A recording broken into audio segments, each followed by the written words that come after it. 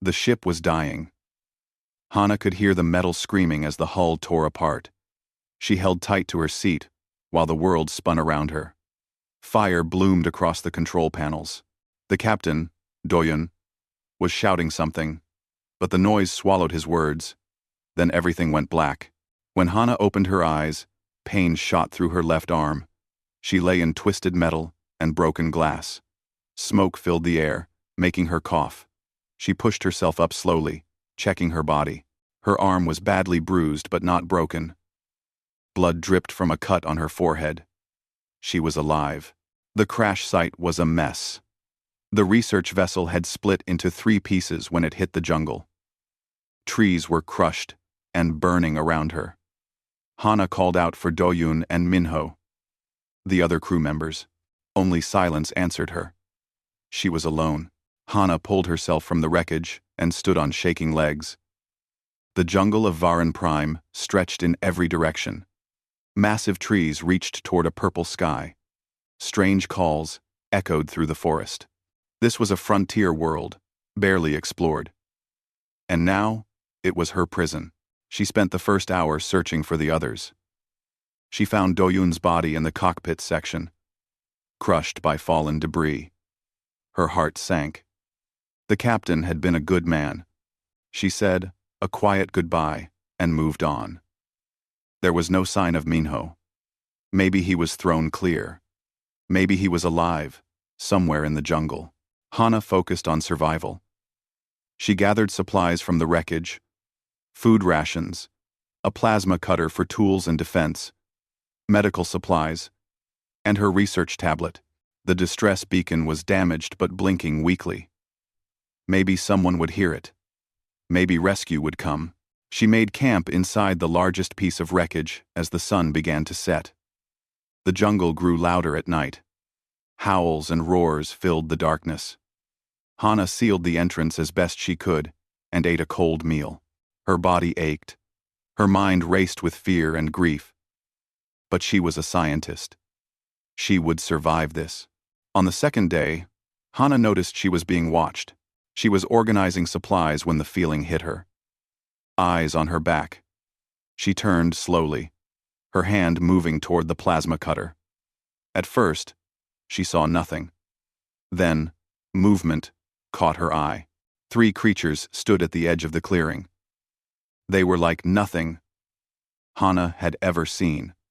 Each was the size of a large wolf, but built lower to the ground. 6 powerful legs held up sleek bodies covered in dark scales. Crystalline horns curved from their heads, catching the light. Glowing stripes ran along their sides, pulsing with a soft blue light. Hana's breath caught. These were Rin, the apex predators of Varan Prime. The research files had warned about them. Pack hunters, intelligent, deadly. And these were juveniles, which made them unpredictable. The cubs moved closer, spreading out to surround her. Their movements were careful, testing. Hana knew she should run, but running triggered the chase response in predators. Instead, she stood perfectly still. The largest cub approached first.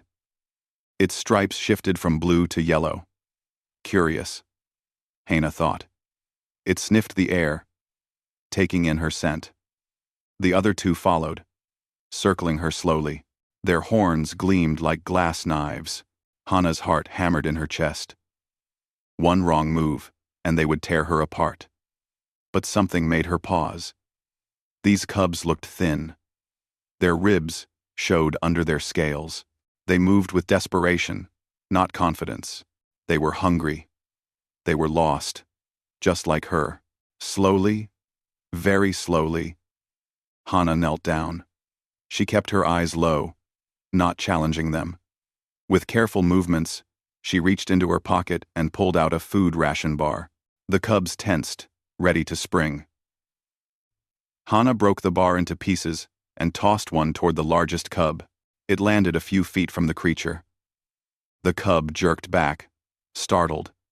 Then it crept forward and sniffed the food. After a moment, it ate the piece in one bite. The other 2 cubs watched intently. Hana threw them each a piece. They ate quickly, their glowing stripes brightening to yellow-green. Hungry, she thought. So hungry. She tossed out more food. The cubs ate everything she gave them. As they ate, they relaxed. Their stripes faded back to blue. The largest one sat down, watching Hana with eyes that seemed almost thoughtful. For 30 minutes, Hana stayed kneeling in the dirt, feeding the predator cubs. She talked to them in a soft voice, letting them get used to her. She had studied animal behavior for years. These creatures were young, separated from their pack, and starving. They needed help. And somehow, feeding them felt right. When the food was gone, the cubs didn't leave.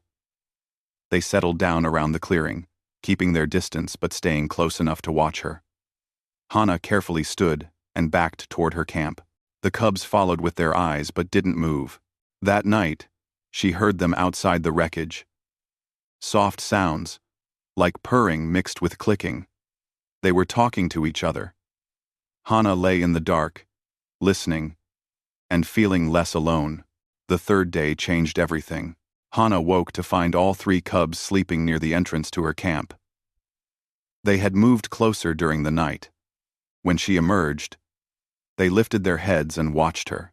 The largest one made a soft chirping sound. She fed them again, using more of her precious rations. The cubs ate, and then stayed. They followed her as she worked on repairing the distress beacon. They watched as she collected water from a nearby stream. They were always there, always close. Hana began to see their personalities. The largest cub was bold and curious. She named him Spark because his stripes glowed brightest. The second was cautious and stayed in shadows. She called him Shadow. The smallest was gentle and calm, with stripes that were almost white. She named her Cloud. By afternoon, Hana was talking to them constantly. They seemed to understand tone, if not words. When she pointed, they looked. When she made warning sounds, they became alert. They were incredibly smart. Then the jungle went silent. Hana froze. The birds stopped singing. The insects stopped buzzing. Even the wind seemed to hold its breath. The cubs sensed it too. Their stripes flashed red. They huddled together, making distressed sounds. A roar split the air. It was massive, primal, full of rage.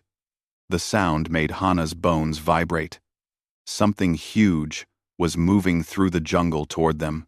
The cubs panicked. They ran in circles, their stripes flashing between red and yellow. They were terrified.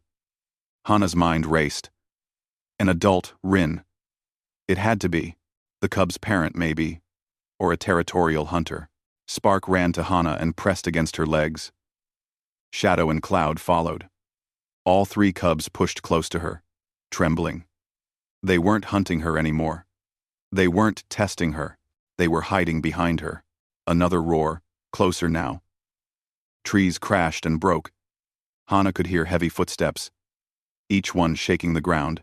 Her hand gripped the plasma cutter, but she knew it would be useless against a full-grown Rin. The cubs pressed closer, nearly knocking her over. Their warm bodies surrounded her, seeking comfort, seeking protection, and in that moment, Hana understood. She wasn't their prey. She wasn't even just their food source. She was their pack. The adult Rin was coming. And these 3 lost. Hungry cubs thought a human could protect them. The idea was insane. It was impossible. But as Hana stood there with the cubs huddled against her, she felt something shift inside her chest. They trusted her. Against all logic, against all nature, these predators trusted her. The footsteps grew louder. The roaring intensified. Through the trees, Hana saw glowing stripes, red as blood, huge as her entire body. The adult Rin stepped into the clearing. It was 3 times the size of the cubs, with horns as long as Hana's arms. Its eyes locked onto her, and its lips pulled back to show rows of crystal-sharp teeth. The cubs whimpered but didn't run. They stayed pressed against Hana. their small bodies forming a ring around her legs. Hana raised her plasma cutter with a shaking hand. Her voice came out as a whisper. "Stay close to me." The adult Rin roared and charged. The adult Rin stopped 10 feet away. Its massive body tensed, ready to spring. Hana's heart nearly exploded from her chest.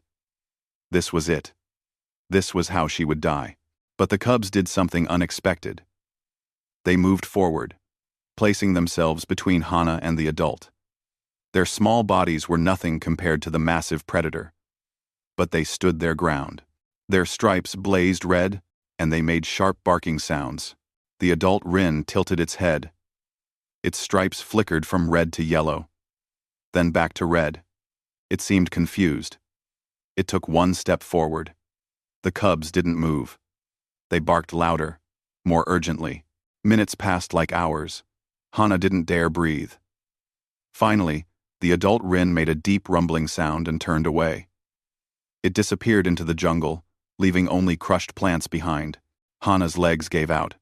She collapsed to the ground, shaking. The cubs immediately surrounded her, their stripes fading to blue.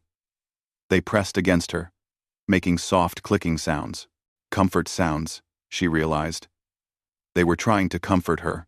"We're alive," Hana whispered, touching Spark's head. He leaned into her hand.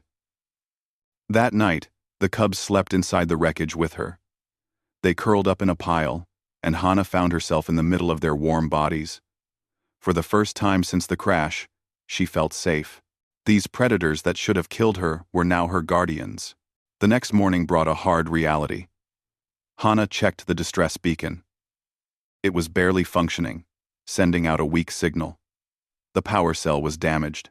Without replacement parts, it would die within days. She pulled up maps on her research tablet. The ship had broken into 3 pieces during the crash. She was in the main section.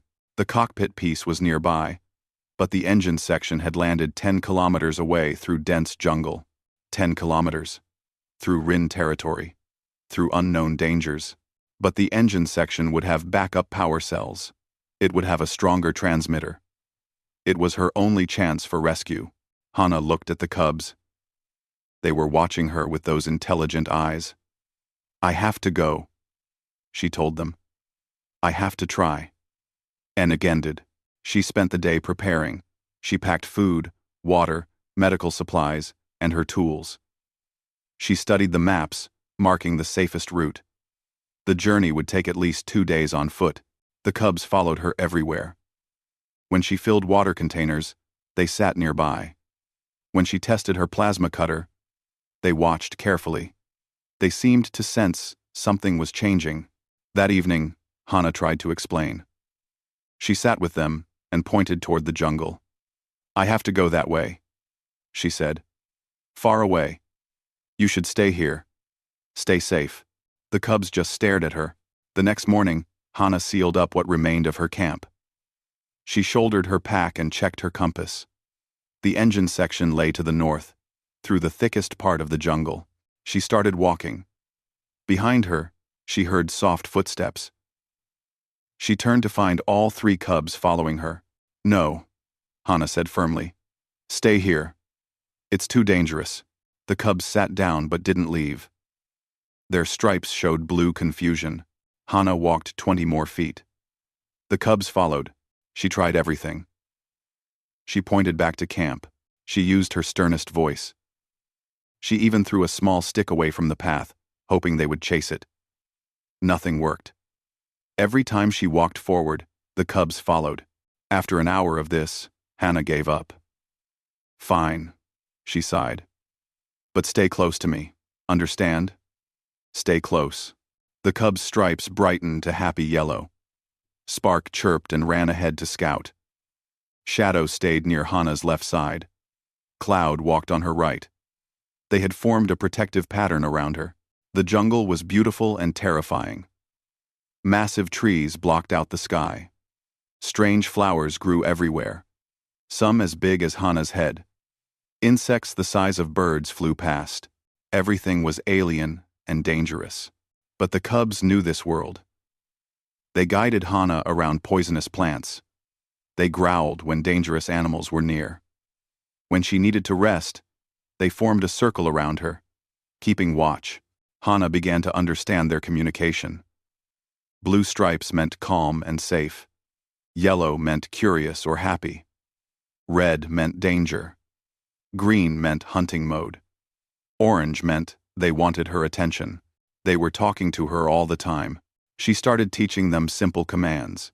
She would point and say, "Look." After a few tries, they learned to look where she pointed. She taught them, "Stop" and "Come." They learned quickly, eager to understand her. On the first night in the jungle, they made camp under a massive tree. Hana couldn't light a fire without attracting predators, so they ate cold rations in the dark. The jungle came alive at night. Howls and screams echoed from every direction. The cubs huddled close to Hana. She wrapped her arms around Spark, and he rumbled contentedly. Shadow and Cloud pressed against her back. Together, they kept each other warm and safe. "You're good kids," Hana whispered. "Strange, scary, alien kids, but good." The second day was harder. The jungle grew thicker. They had to climb over fallen trees and push through tough vines. Hana's injured arm ached. Her legs burned with exhaustion, but the cubs never complained. They just kept moving, always watching. Over her. Around midday, Shadow suddenly stopped. His stripes flashed red. The other cubs froze instantly. Hana crouched low, her hand on her plasma cutter. Something moved in the trees ahead.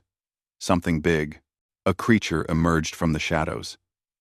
It looked like a cross between a bear and a lizard, with 6 legs and a mouth full of teeth. It was easily twice Hana's size. Its eyes locked onto the group. The creature roared and charged. "Run!" Hana shouted, but the cubs didn't run. They spread out, forming a triangle around her. Their stripes burned red. They were going to fight. The creature reached them in seconds. It swiped at Cloud, who barely dodged. Spark jumped on its back, biting at its neck. Shadow attacked its legs, trying to bring it down, but they were too small, too young. The creature threw Spark off and turned toward Hana. Hana raised her plasma cutter and fired. The bright beam hit the creature's shoulder. It roared in pain and stumbled. The cubs pressed their attack, coordinating like they had trained together for years.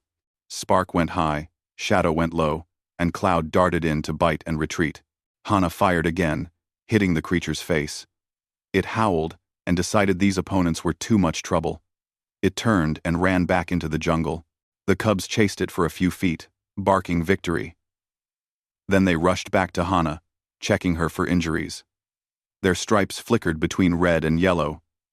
Agitated but relieved. "We did it," Hana said, breathing hard. "We actually fought that thing and won." Spark chirped proudly. Shadow leaned against her leg.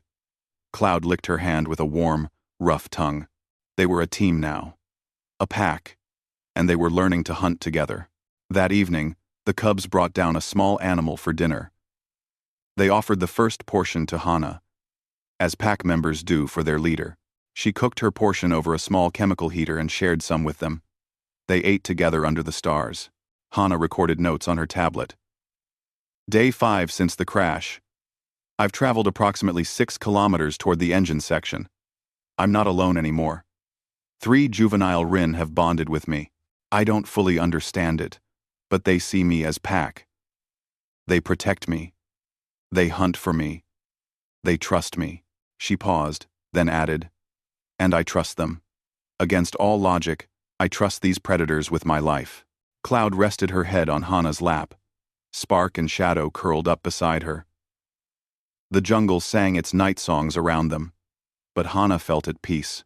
Tomorrow they would reach the engine section. Tomorrow she would find the parts to fix the beacon. Tomorrow rescue might become possible. But looking at the 3 cubs sleeping peacefully around her, Hana felt a strange sadness. Rescue meant leaving Varan Prime. It meant leaving them. She pushed the thought away. First, she needed to survive. Everything else could wait. The cubs' stripes glowed soft blue in the darkness, lighting their small camp. Hana closed her eyes and let herself rest, protected by the very creatures that should have been her death. The jungle whispered and watched, and the unlikely pack slept on. The engine section came into view just after dawn. It had crashed into a rocky hillside, leaving a trail of destruction through the jungle.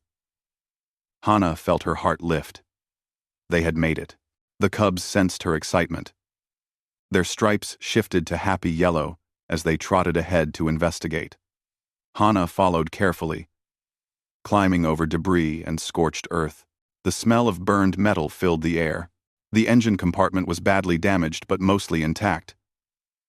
Hana pulled open an access panel and searched inside. There, protected by thick shielding, was what she needed. Backup power cells, a communications booster, emergency supplies. "Yes!" she shouted.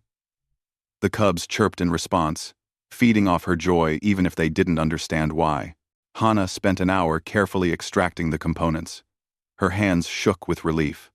With these parts, she could boost the distress beacon. She could send a signal strong enough to reach the nearest space station. Rescue would come. She was packing everything into her bag when Spark made a low warning sound. His stripes flashed orange. The other cubs immediately went still, their attention focused on something behind Hana. She turned slowly, her hand moving to her plasma cutter. A man stood at the edge of the clearing. He was dirty and injured, with a torn uniform and wild eyes. It took Hana a moment to recognize him. "Minho?" she said in disbelief. The third crew member. He had survived after all. "Hana," Minho said. His voice was rough. "Thank God. I thought I was alone." Relief flooded through her. "You're alive. I looked for you but couldn't find any trace. Are you hurt? Do you need medical attention?" "I'm fine," Minho said, stepping closer. His eyes moved to the cubs, who watched him with tense bodies. "What are those things doing with you?" "It's complicated," Hana said. "They're Rin cubs. They bonded with me. They're not dangerous. At least not to me." "Rin?" Minho's face went pale. "The apex predators?" "Hana, you need to get away from them. They're animals. They're intelligent," Hana said defensively. Minho's expression was hard to read. He looked at the components in Hana's bag. "You found power cells. Yes, I can fix the distress beacon now. We can call for rescue." Something flickered in Minho's eyes. Something cold. "That's good," he said. But his hand moved slowly toward the weapon on his belt. Spark growled. It was a low, dangerous sound. Shadow and Cloud moved to flank Hana, their stripes turning red. "Minho, what are you doing?" Hana asked, her instincts screaming danger. "I can't let you fix that beacon," Minho said quietly. He drew his plasma pistol and aimed it at her.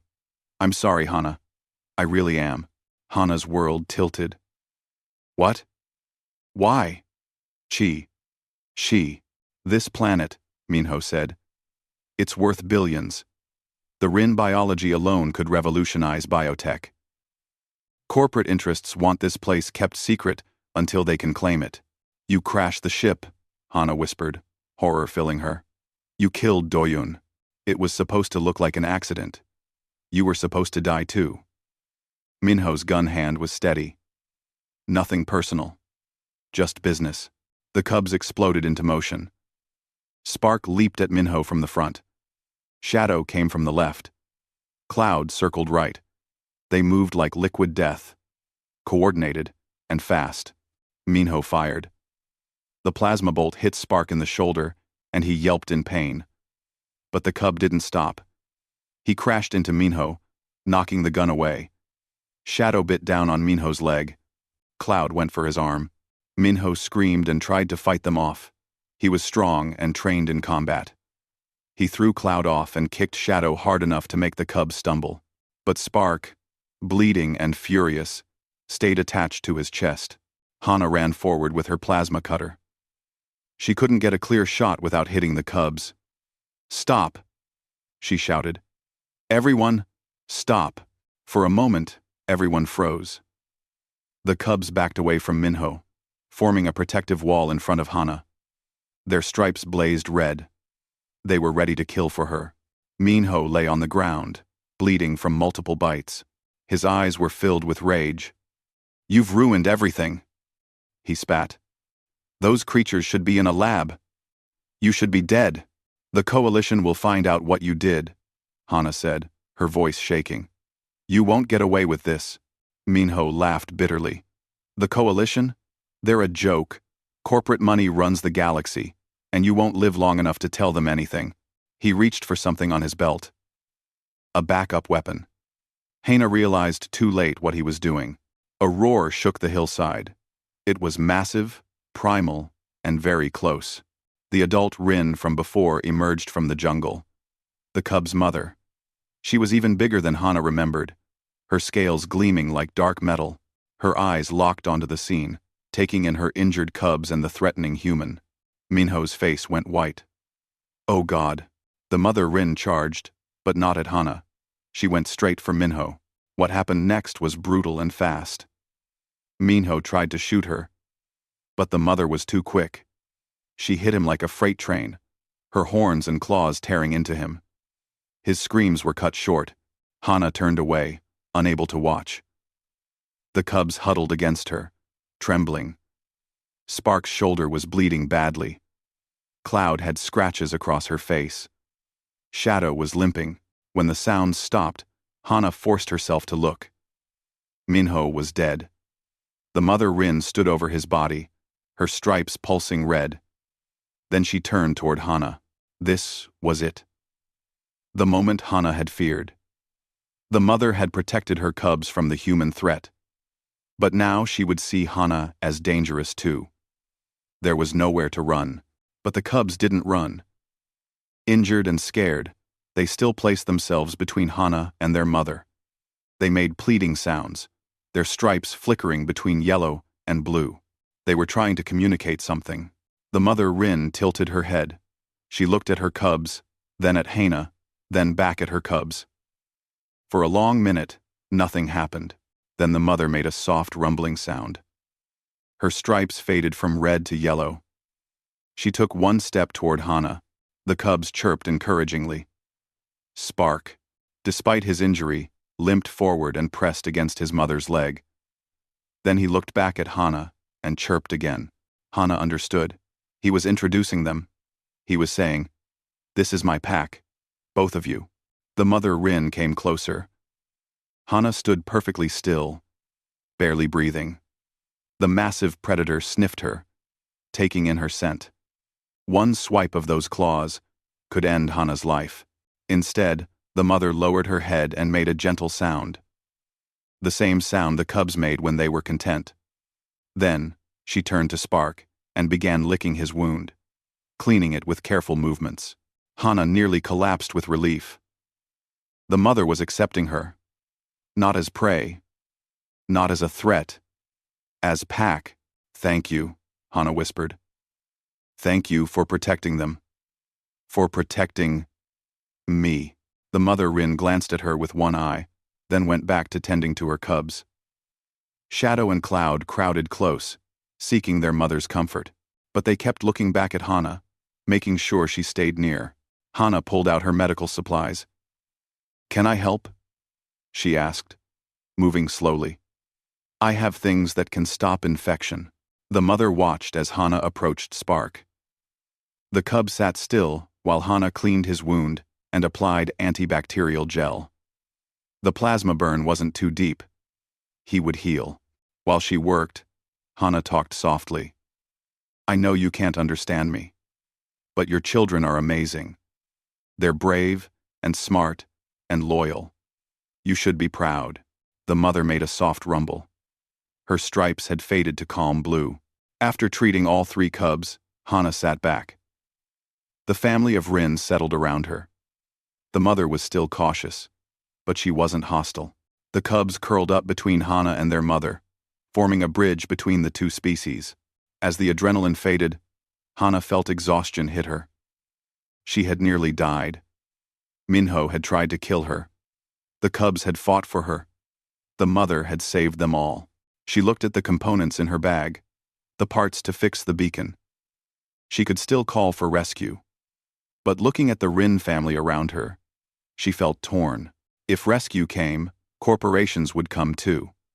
They would hunt these creatures.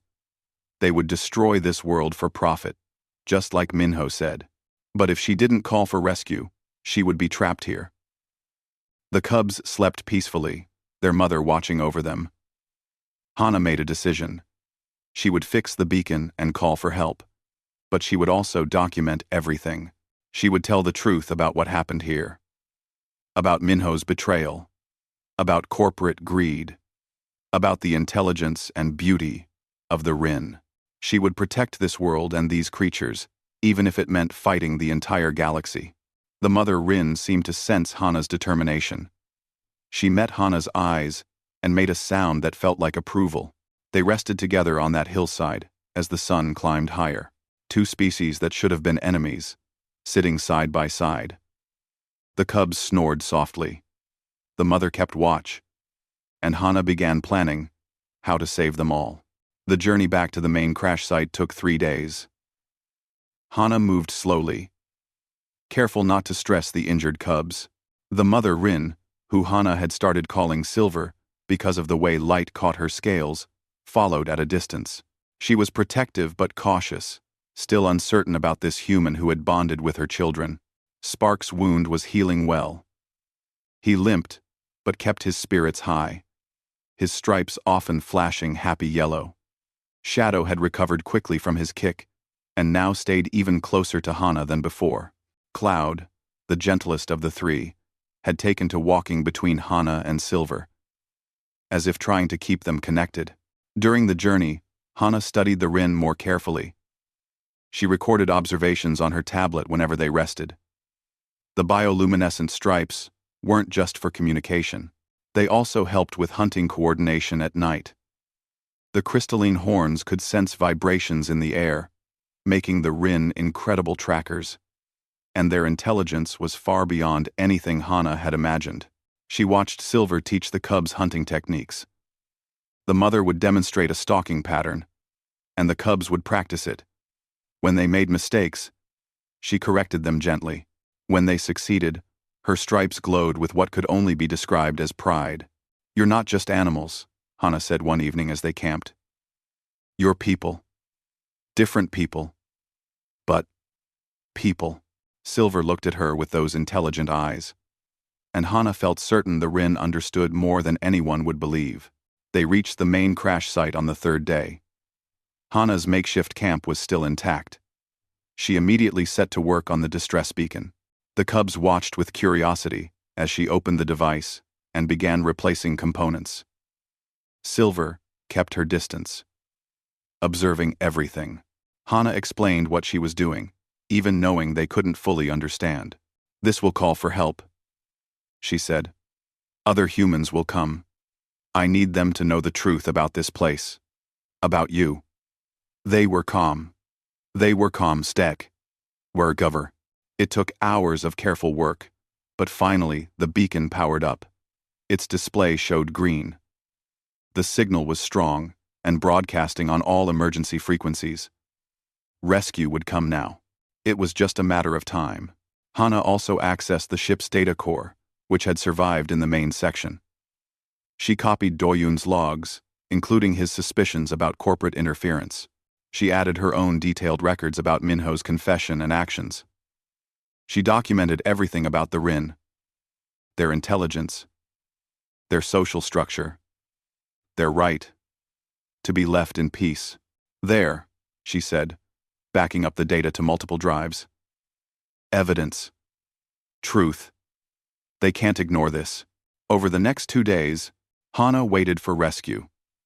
She spent the time with the cubs, strengthening their bond. She taught them more commands. They taught her more about their communication. Together, they were building something unique, a bridge between species. Silver slowly came closer. She allowed Hana to approach the cubs while she was present. One morning, she brought Hana a kill. offering food as pack members do. Hana accepted it gratefully, understanding the significance. She was truly pack now. On the third day, after repairing the beacon, the sky lit up. A ship was entering orbit. Hana's tablet picked up the signal and displayed the ship's identification. Her blood went cold. It wasn't a coalition rescue vessel. It was a corporate cruiser.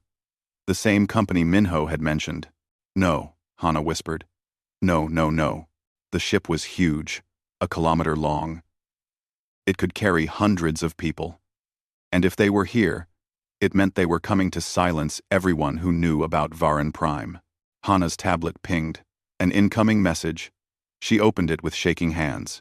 Attention crash survivors. This is the vessel Morning Star. We received your distress signal and have come to assist. Please remain at your location. A recovery team will reach you within 6 hours. It sounded official and helpful. But Hana knew better. Minho's employers had arrived. They would kill her and take specimens of the Rin for research. They would strip this planet of everything valuable and leave it dead. We have to move, Hana said, grabbing her pack. We can't be here when they arrive. The cubs sensed her panic. Their stripes flashed red. Silver stood up, alert and ready. But where could they go? The jungle offered some cover, but thermal scanners would find them easily. And Hana was just one human with a plasma cutter. How could she fight a whole ship? Then Hana remembered something from Doyun's logs. The captain had discovered cave systems in the mountains to the east. Deep caves with natural mineral deposits that blocked scanning equipment. If they could reach the mountains, they could hide. It was 20 kilometers away through dangerous territory. But it was their only chance. Hana gathered everything essential and destroyed the rest. She couldn't let the corporation have her research. She smashed her backup drives and tossed them into a fire. She kept only one encrypted drive hidden in her pocket. Come on, she told the Rin. We need to run. They ran. Silver led the way, her powerful legs eating up the distance. The cubs stayed close to Hana, matching her pace even though they could move much faster. They understood she was slower, weaker. They protected her. The jungle blurred past. Hana pushed her body beyond its limits. Her injured arm ached. Her lungs burned. But she didn't stop. Behind them, she knew armed teams were landing. They would reach the crash site and find her gone. Then, they would hunt her. After 2 hours of running, Silver called a halt. They were near a stream, and everyone needed water. Hana collapsed on the bank, gasping. The cubs drank quickly, then brought her water in their mouths, letting it drip over her face to cool her down. Thank you, she panted. Good kids. Such good kids. Her tablet pinged again. Another message from the ship. Miss Hana, we know you're alive and mobile. You're in danger in the jungle. Please activate your emergency locator so we can find you. Hana crushed the tablet under a rock. No more signals, no more tracking. They continued through the afternoon. The mountains grew larger on the horizon. But Hana's body was failing. She stumbled and fell. Her vision blurred. She had pushed too hard, too fast. Silver made a decision. She came up to Hana and lowered herself to the ground. The meaning was clear. Hana climbed onto the Rin's back, gripping the scales as gently as she could. Silver stood and began running. The cubs kept pace on either side. They moved like wind through the trees, covering ground at incredible speed. Hana held on, trusting this alien creature with her life. They reached the mountains as the sun set. Silver carried Hana up rocky slopes that would have taken hours to climb. The cubs scouted ahead, finding the cave entrance that Doyun had marked on his maps. The cave was large and deep, stretching far into the mountain. Hana slid off Silver's back and stumbled inside. Her body was done. She had nothing left. She made it 50 feet into the cave before her legs gave out. She collapsed on the stone floor, unable to move. The cubs immediately surrounded her, their warm bodies providing comfort. Silver stood at the cave entrance, watching the jungle below. Hana's eyes closed. She had done everything she could. She had run as far as possible. Now she could only rest and hope they weren't found. But in the back of her mind, she knew the truth. The corporation wouldn't give up. They had too much invested. They would search every cave, every valley, every tree, and when they found her, they would find the Rin. This family that had adopted her, protected her, loved her in their own way. Hana couldn't let that happen. As she drifted toward sleep, exhausted and in pain, she made a promise. She would protect her pack, even if it cost her everything. Outside the cave, night fell over Varan Prime. The jungle sang its songs of predators and prey, of life and death, of survival at any cost, and somewhere in the darkness, corporate soldiers were coming, armed and dangerous, hunting for a human and the creatures she called family. The battle was coming, and Hana had no idea how to win it, but she knew one thing with absolute certainty. She would not let them take her pack. She would fight with everything she had. And if she died, she would die standing between the ones she loved and the ones who would harm them. The cubs curled tighter around her. Silver's eyes glowed in the darkness, watching, waiting. They were together. They were pack. And pack meant everything. Hana woke to the sound of Silver's warning growl. Her body ached everywhere, but she forced herself to sit up. Through the cave entrance, she could see morning light. And something else. Movement in the valley below. Soldiers. At least 20 of them, spread out in a search pattern. They wore heavy armor and carried weapons that made Hana's plasma cutter look like a toy. They were moving toward the mountain. They found us, Hana whispered. The cub's stripes flashed red. They could sense the danger. Silver moved deeper into the cave, nudging the cubs to follow. She wanted them hidden and safe. But Hana knew hiding wouldn't work forever. The soldiers had equipment that could map the entire cave system. They would be found within hours. She checked her supplies. 1 plasma cutter, a few food rations, a medical kit. Nothing that could fight off 20 armed soldiers. Then Hana heard something that made her heart stop. A howl. Long and deep and powerful. It came from somewhere else in the mountains. Silver's head snapped toward the sound. Her stripes changed to orange. She made a responding call, her voice echoing through the cave and out into the valley. More howls answered. From the north. From the west. From the peaks above. The mountains were full of Rin. And Silver was calling them. You're calling your pack, Hana realized. All of them. Over the next 30 minutes, they came. Adult Rin emerged from caves and trails all through the mountains. 10, then 20, then more. They were Silver's pack, her family, drawn by her call for help. They gathered at the cave entrance, massive and powerful. Their stripes pulsed with questions. Why had Silver called them? What was the threat? Silver made a series of sounds, her stripes flashing different colors. She was communicating with them, explaining. The cubs joined in, their higher-pitched voices adding to the explanation. The pack turned to look at Hana.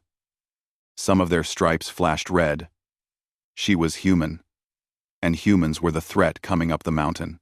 But Spark, Shadow, and Cloud ran to Hana and pressed against her legs. They made urgent sounds, their stripes flashing blue and yellow. They were vouching for her. Silver approached and stood beside Hana. She made a rumbling sound, and her stripes glowed steady blue. The message was clear. This human is pack. This human is under my protection. The adult Rin shifted, uncertain. Pack bonds were sacred, but humans were dangerous. They had seen the soldiers with their weapons. Then Spark did something incredible. He moved to stand between Hana and the pack. His small body was nothing compared to the adults, but he held his ground. Shadow and Cloud joined him. 3 cubs, barely more than babies, protecting a human from their own pack. The sight shocked the adults into stillness. Cubs protecting prey? It was unnatural. It was wrong. But it was also undeniable. These cubs had chosen Hana as pack. And in Rin culture, pack was everything. One by one, the adults' stripes shifted from red to yellow. Curiosity replaced hostility. They approached slowly, sniffing Hana, trying to understand this strange human who had earned the loyalty of cubs. Hana stayed perfectly still, letting them investigate. She kept her voice soft. "I won't hurt them.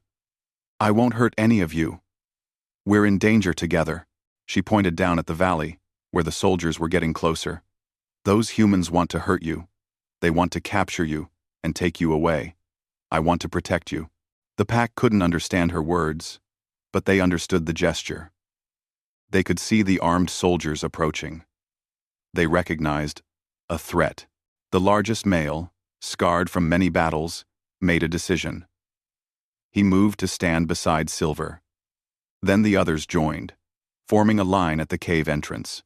20 adult Rin, ready to defend their territory. But Hana knew it wasn't enough. The soldiers had weapons that could kill from a distance, armor that could stop claws and horns. The Rin were powerful, but they would be slaughtered. "We can't just fight them head-on," Hana said, thinking frantically. "We need a strategy." She grabbed a stick and drew in the dirt.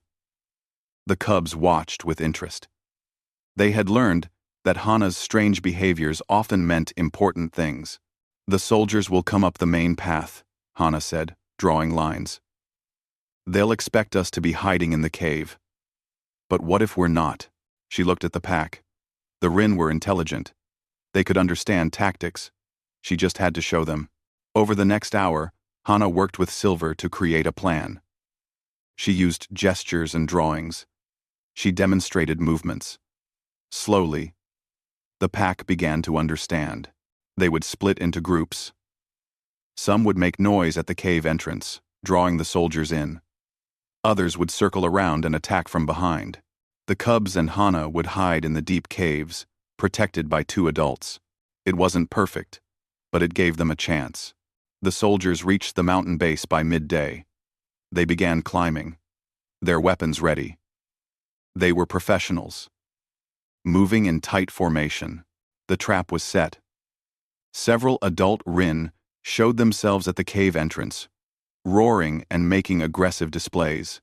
The soldiers spotted them and called it in. Multiple hostiles at the cave entrance. Large predators, possibly territorial, requesting permission to neutralize. The response came quickly. Permission granted. Eliminate threats and secure the human survivor. The soldiers opened fire. Energy weapons lit up the mountainside. The Rin at the cave entrance scattered, disappearing into the rocks. The soldiers moved closer, confident. They didn't see the pack circling behind them. They didn't notice the shadows moving through the stones above them. The attack came from all sides at once.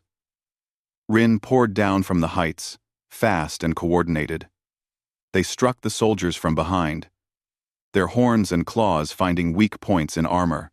The soldiers' formation broke apart. Chaos erupted on the mountainside. Soldiers fired in all directions. Rin dodged and attacked with precision. The humans had better weapons, but the Rin had numbers and knowledge of the terrain. In the deep cave, Hana listened to the sounds of battle. The cubs huddled against her, frightened by the noise. The 2 guardian adults stood ready, prepared to defend to the death. "Stay close to me," Hana whispered, wrapping her arms around the cubs. The battle raged for 20 minutes. Gradually, the sounds changed. The weapons' fire decreased. The roars became triumphant, rather than aggressive. The pack was winning. But then Hana heard something that made her blood run cold. A louder weapon. A ship's cannon. The corporate vessel had moved into position over the mountain. They were going to bombard the entire area. "No!" Hana screamed. She ran toward the cave entrance, ignoring the Guardian Rin's attempts to stop her. She emerged into daylight to see devastation. Several Rin were injured. A few soldiers had retreated down the mountain. And above, the massive ship's weapons were powering up. They were going to kill everything on this mountain. Rin, soldiers, everything. Just to make sure Hana died with her evidence. But Hana saw something else in the sky. Another ship, smaller and faster, dropping from orbit. Its markings were different. Coalition fleet. The real rescue had finally arrived. "Here!" Hana shouted, waving her arms. "We're here!" The coalition ship opened fire on the corporate vessel. The battle moved to space. Two ships exchanging blasts. The corporate vessel tried to fire its cannon, but the coalition ship was too fast. It struck the corporation's engines, forcing them to retreat. Within minutes, the corporate vessel was fleeing, and the coalition ship was landing on a flat area near the mountain. Hana ran toward it, the cubs following. Silver and the pack stayed back, uncertain, but they had seen what happened. They understood that this ship was different. These humans had driven away the threat. The coalition ship's hatch opened. Soldiers in blue armor emerged. Weapons lowered. An older woman, in a captain's uniform, stepped out. "Hana?" The captain called. "We received and decoded your distress beacon. We've been tracking corporate interference in this sector. Your evidence is exactly what we needed." Hana nearly collapsed with relief. "The Rin," she said urgently. "You have to protect them. They're intelligent. They're people. The corporation wanted to exploit them." The captain looked past Hana at the gathering of Rin. Her eyes widened. "Extraordinary," she breathed. "We had no idea." The preliminary scans showed animal-level intelligence. "They're far beyond that," Hana said. The cubs pressed against her legs, nervous of the newcomers. "They have language, social structures, teaching behaviors. They saved my life. Multiple times." Silver approached slowly, her cubs beside her. She looked at the coalition soldiers, assessing the threat. Then she looked at Hana, as if asking, "Are these safe?" "They're safe," Hana told her. "They're here to help." The captain watched the interaction with amazement. "You've bonded with them. A xenobiologist's dream." "They're my family," Hana said simply. Over the next hours, coalition medics treated the injured Rin and the few surviving corporate soldiers. The captain documented everything, recording evidence of the corporation's crimes. Hana sat with the cubs and told the captain everything. About Minho's betrayal, about Doyun's death, about her journey with the Rin, about learning to understand them and becoming pack. "This planet needs to be protected," Hana said. "The Rin need to be left alone to develop naturally. No exploitation. No interference." The captain nodded.